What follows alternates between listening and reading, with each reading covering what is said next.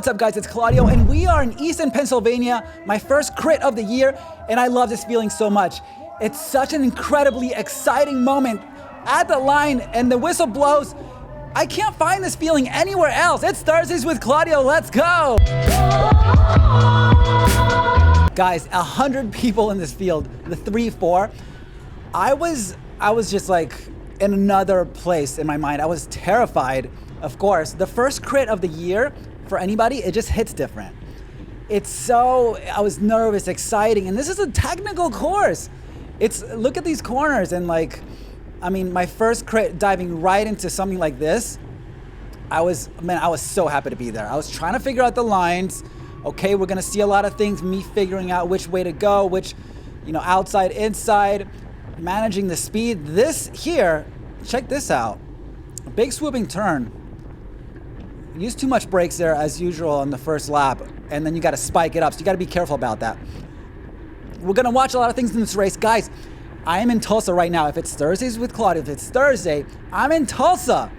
Okay, you gotta follow me and all my adventures in Tulsa, Oklahoma, Tulsa Tough. I'm doing the Friday, Saturday, and Sunday races as a Cat 3. Follow me on Instagram, Claudio_Fierro. You'll see all my stories. On Thursday, there's a group ride with the pros. That's gonna be awesome. Friday is the Blue Dome crit, technical, a lot of corners. Then on Sunday, we have Crybaby Hill, so stick around for that. There's gonna be live streams of that through Tulsa. So if you follow me on Instagram, I'll post the links for the live stream. It's gonna be an incredible experience. I went last year. It's like 50% chance of rain. Can you imagine Tulsa in the rain? I can't right now. I can't process this.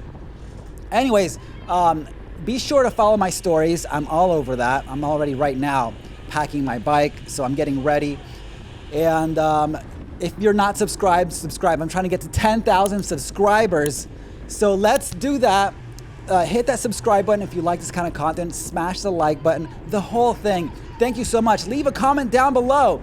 What are you a crit racer? Do you want a crit race? Is it something you're interested in? I want to hear all about what you guys think about crit racing. All right, let's get into this. 2 laps in, you guys are seeing this. It's hard, man. You gotta pick your lines. 5 laps in right now. I'm skipping around, and this is we're just feeling out the field. I get pushed a little bit. Yeet. And then you got to do 700 watts there. So there was this grid system that is based on your points, blah, blah, blah. I started on like the front and like the first 20% of the field. There's 100 people. So it's all about, I know some people that just got dropped off the back because they just started in the back and it was so hard with 100 people. This whole thing got dialed down to, it got boiled down to like 30, the top 30 or something. Maybe not, maybe the top 50 survived. Half the field got dropped, something like that. And now we're seeing like me taking these turns. And the key is, all right, I forgot about that. That was really sketch because if you lean your bike over and you're going 28 miles an hour, 30, you lean and then you brake, it's your history. You're a goner because you lock up your wheels and you just lose all traction. So it's really important to not brake when you're leaning your bike over, right? And that's easier said than done because if you see some shit in front of you like that, a crash, your instinct is to grab a handful of brakes, right? So you got to resist that, and it's so hard. I remember I feathered my brakes, but I did not slam, and I was lucky that I didn't lock my wheels up. So now we got to chase, and I know myself, if I spike up to 800 watts here, it's gonna cook me. I'm already at 182 BPM here, as we can see. So I let people, there's a lot of motivated riders behind me that got caught behind that. They're gonna close this down. I'm okay. I cannot surge here. It's not good for me. I'm riding at a threshold of 263. That's my threshold FTP. I don't have like a ton of watts to ride in the wind, right? I gotta hide the entire time. And in crit racing, you don't need a big FTP, right? 263, that puts me at, 3.9 watts per kilo. I'm at 150 pounds. It's fine. Cat 3, 4, it's fine. Cat 3, fine. It's all about technique and drafting, racecraft. That's what's going to be a big determining factor for me in a lot of these races. I got to hide, I got to stay out of the wind, and I got to corner correctly. A lot of people ask, man, I don't know, like, they're talking to me about my FTP. Wow, we got a huge gap in front of us. 263 is not like that. It's not like a big deal. I've been at 280 before. 280 FTP, like Claudio can cruise. That's like 4.1, 4.2 watts per kilo. I can cruise through the wind a little bit more. But it doesn't mean I'm going to be good at crits, right? You need that repetition, those efforts, up, down, up, down, up, down. And you spike to 800 watts out of those corners, then be able to recover. And going up this little 3%, this cute little 3%, okay? This thing will cook you. It's like a 400 watt effort. So 183, you got to be able to go to spike and recover, spike and recover. That's what crits are all about. And then a lot of technique. So I'm working with that, and I see here that there's a gap. I know that I can make it up in the corner, right? You just don't break in the corner and boom, you're there. You're right on top of them. And that's how I get back. Now I just got to recover because I'm hurting here.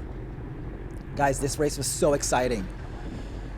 The first race of every season, the first criterium of every season just hits different.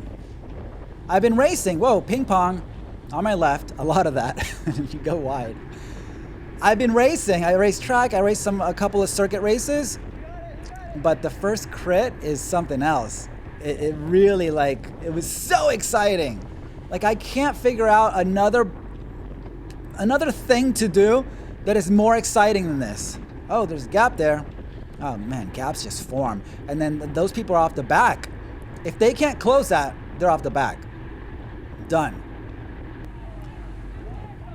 Okay, we're moving up. It starts to scrunch up here. This is kind of dangerous when this happens. It's like bad news. Whenever you go like 5 wide and slows down, like be careful, like warning signs. Because look at this. Now we're like 5, 6 wide. And I'm like, yikes. We're slowing down to like 10 miles an hour. Come on. 15. It's so slow. Anyways, I can't figure out another place, another hobby, another activity that gives me this thrill. I love it so much. I love the feeling of at the start line, just waiting. You don't know what's gonna happen. It's so incredibly exciting. It's scary. It's a really beautiful thing to be in that moment and just like experience it and let those feelings flow through you. And then the whistle blows and bam, your instincts take off and it's all good. Like you're just riding, you're racing, you're flowing. And the adrenaline is in, and then you got like kind of this tunnel vision of like, you just race. Everything goes away. I do have to say that when we're single file, it's actually the most terrifying because you can't see anything and you're going 30 miles an hour and you're just giving all the trust. We got 3 to go. 3 to go. We're going to watch the rest of this race unfold. And you're just trusting the person in front of you. And then you have full trust because you can't see anything and you're like, oh my God, if something happens here, I don't have any time to react. I don't have an escape plan really. So that is really a scary moment for me when it gets to 30 miles an hour. Even though it is honestly the safest time in a race when it's single file and you're going 30 and everybody's just one line and tracking all the corners the same way. It's actually safer that way. But man, is it scary. It's so exciting. It's such a thrill. A lot of stuff happened. There was a crash. There were 2 crashes. You saw that. I already like kind of put a dent in my legs trying to bridge that other crash. We're gonna see this unfold here. We're coming up with 2 laps to go, and 2 laps to go is really important. It's an important because it feels like, oh, you got 1 more lap. It's okay. You don't need to move up, but yes, you do. You need to start moving up. If you want anything in the top 10 finishing position, if you want the podium, with 2 laps to go, you need to be like top 20 already, because it just gets faster and faster. Okay. This is coming up on 2 laps to go, and there's still like a mob of people up there. I'm a little bit in the back, you know? And now everybody wants to move up. So, and here I am trying to make some positions, and this is totally sketch. Oh my God. Ah! I remember this feeling is so intense, like going right into the barriers like that. And there's so much ping pong in the corners, like bang bang, and it creates a ripple effect behind you, because the person does the ping pong, and then the person behind them also does it, and then it just escalates. It's like this butterfly effect, and then it's just like, it can be really dangerous. I try not to do that. I try to be conscious about just tracking my line. Find a line and just hold it, right? Even if the person does a ping pong right in front of you, it's only like, it's a 6-inch ping pong. It's okay. They're not going to take you out necessarily. And you can tell that I really want this. I want to just hold the wheel. In this straightaway here, it gets fast. It's a spike, and I have to be right on somebody's wheel. Let's go, Claudio. You got this. We're coming up on 1 lap. And I really need to be moving up. I gotta, when you see so many people, it's like in front of you. I gotta be up there with 1 lap to go, right? I gotta be in top 15, top 20. If you're not in the top 20 with 1 lap to go in a crit, you're not gonna see the front of the race. It's almost impossible. It's just not gonna happen. The average speed is too high. Everybody wants to move up. And this is bell lap 1 to go. Let's go, Claudio, do something.